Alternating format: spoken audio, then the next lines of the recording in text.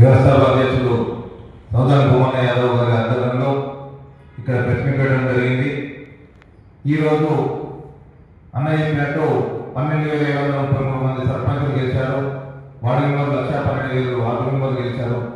వీరందరికీ కూడా ఈ ప్రెస్ మీట్ తరఫున నా యొక్క ధన్యవాదాలు తెలుపుకుంటున్నాను. ఇక్కడికి వచ్చిన వారికి, ఊర్లో ఉన్న వారందరికీ కూడా. అదే రకంగా ఒక సంవత్సరం నుంచి గ్రామ పంచాయతీ వ్యవస్థ కుంటుపడిపోయింది. ఆ వ్యవస్థను అట్లా ఉండద్దనే ఉద్దేశంతో ఉన్న గవర్నమెంట్ ఏదైతే ఎలక్షన్స్ పెట్టారో మంచి ఉద్దేశంతో ఎలక్షన్స్ పెట్టి, అదే రకంగా ప్రతి గ్రామ పంచాయతీకి, చిన్న గ్రామ పంచాయతీకి 5 లక్షలు, పెద్ద గ్రామ పంచాయతీ 10 లక్షల రూపాయలు ఇవ్వడం కూడా అభినందన తెలుపుతున్నాను.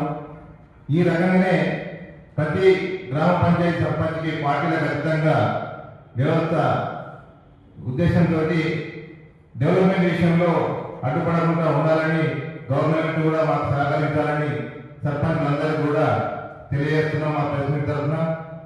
ఎందుకంటే ఇది ఎంపీటీసీ జెడ్పీటీసీ ఎలక్షన్స్ కాదు.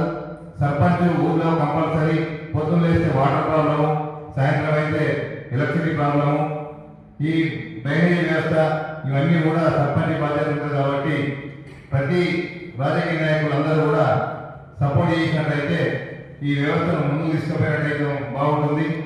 గతంలో కూడా మేము ఈ గ్రామ పంచాయతీ వ్యవస్థకు ప్రతి గ్రామ పంచాయతీ ట్రాక్టర్ల విషయం కానీ, ట్యాంకర్ల విషయం కానీ, ప్రతి పంచాయతీ సెక్రటరీలు ఉండాలని చెప్పి గతంలో తిరిగి కొట్లాడి గవర్నమెంట్తో 2018లో 2017లో చాలాసార్లు తిరగడం జరిగింది.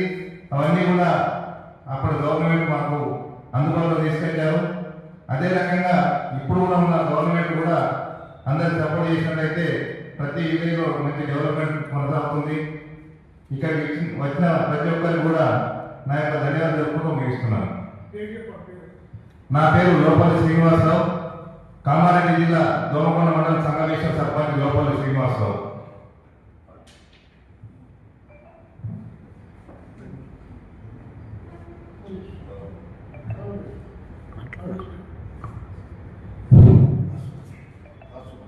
తెలంగాణ రాష్ట్రంలో ఇటీవల జరిగినటువంటి 3 దఫాల సర్పంచ్ ఎన్నికల్లో గెలుపొంది విజయం